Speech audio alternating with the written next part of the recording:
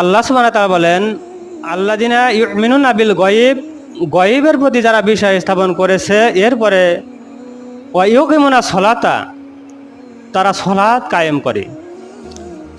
আমরা সলাৎ কায়েম করি, যত মুসলমান আছি আমরা, তাদের মধ্যে যারা সালাত আদায় করি তারা অনেক কম সংখ্যক, আর যারা সালাত আদায় করে না তারা অনেক বেশিরভাগ লোক।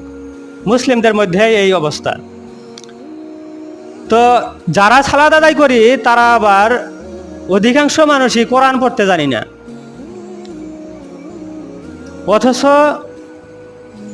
আল্লাহ সুবহানাহু ওয়া তাআলা বলল যে ইন্না সলাতা তানহা আনিল ফাহশাই ওয়াল মুনকার। দেখুন সূরা আনকাবুত আয়াত 45 নম্বর। এই সূরা আনকাবুতের 45 নম্বর আয়াতে বলা হয়েছে, যে ব্যক্তি সলাত আদায় করবে সে সমস্ত প্রকার আল্লাহর গর্হিত কাজ থেকে বিরত থাকবে।